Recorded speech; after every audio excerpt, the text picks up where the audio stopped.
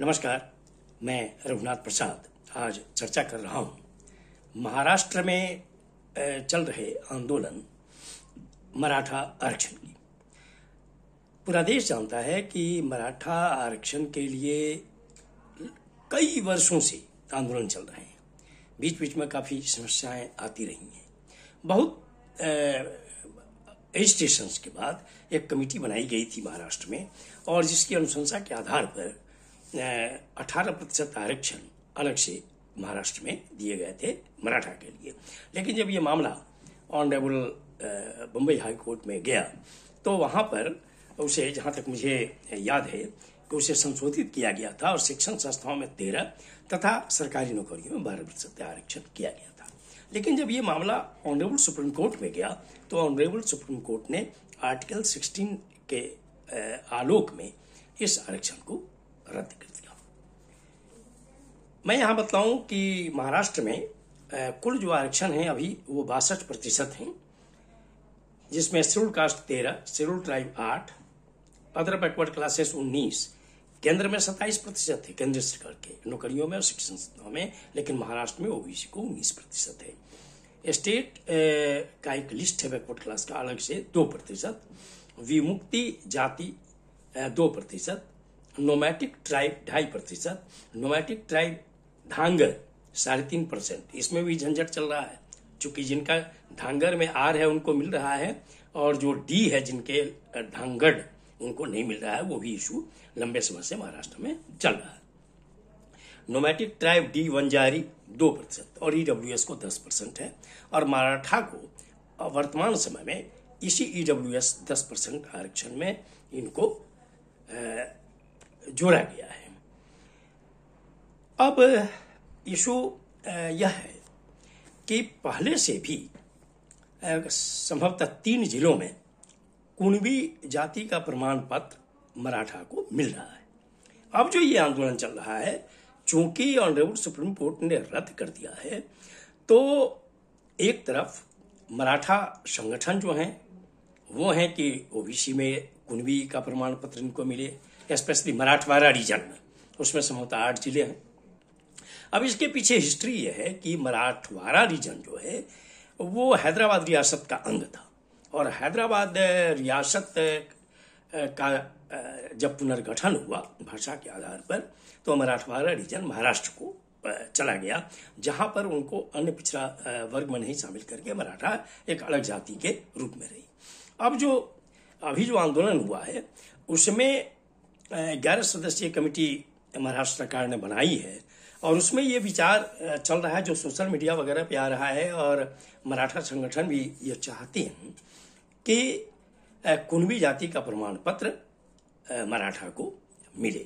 दूसरी ओर निश्चित तौर पर जो अन्य पिछड़े वर्ग हैं जिनको 19% आरक्षण मिल रहा है, वो भी 27% से कम है, वो संगठन भी अब विरोध करने लगे हैं, और वो एक अम्ब्रेला के नीचे जो विभिन्न तरह के संगठन हैं वो आ रहे हैं, और ये स्पष्ट वो कर रहे हैं कि मराठा को अलग से आरक्षण मिले, उनको कोई आपत्ति नहीं है, उन संगठनों को खुशी होगी।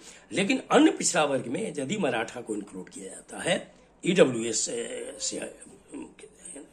से अलग करके, तो इस पर अन्य पिछड़ा वर्ग को आपत्ति, क्योंकि तब अन्य पिछड़ा वर्ग को जो लाभ मिलने की बात है शिक्षण संस्थाओं और सरकारी नौकरियों में, वो काफी दिक्कत होगी उनको। मैं यहाँ पर एक भारतीय नागरिक के रूप में ये कहना चाहूंगा कि पहले से भी जब 52% है, 50% सीलिंग से ऊपर था, 10% ईडब्ल्यूएस आरक्षण आ गया तो और वो 62% हो गया।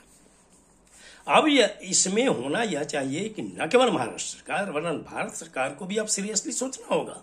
न केवल ये मराठा आरक्षण का इशू है, गुजरात में पटेल आरक्षण का इशू चल रहा है, राजस्थान में गुर्जर आंदोलन का चल रहा है, तमिलनाडु में भी कुछ जातियां आंदोलन पर हैं, आंध्र प्रदेश में कापू का आंदोलन, कम्मा का आंदोलन चल रहा है।